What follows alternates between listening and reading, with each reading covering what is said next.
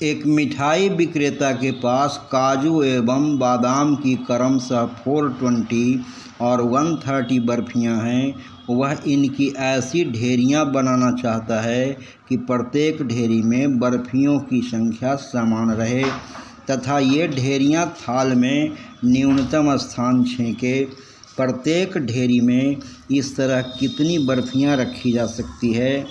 प्रश्न में प्रत्येक ढेरी में इस तरह कितनी बर्फियां रखी जा सकती है पूछा गया है, मतलब कितनी अधिकतम बर्फियां रखी जा सकती है। इसलिए हम HCF या महत्तम समापवर्तक ज्ञात करेंगे। यहाँ बड़ी संख्या 420 को A और छोटी संख्या 130 को B मानते हैं। अब यूक्लिड विभाजन प्रमेय का A = BQ + R, जहाँ 0 is smaller than or equal to R is smaller than B में A और B का मान रखकर 420 को 130 से डिवाइड या भाग करते हैं, जिससे भागफल या कोसेंट Q बराबर 3 और शेषफल R = 30 प्राप्त होता है।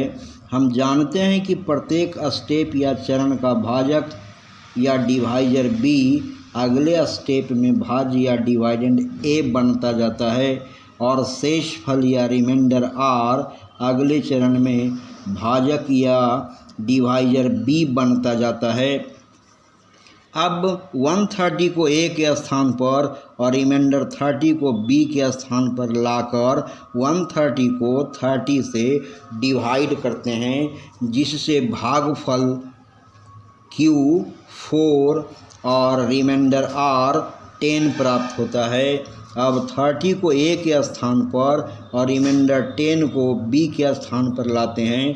30 को 10 से डिवाइड करते हैं, भागफल 3 और रिमाइंडर R 0 प्राप्त होता है।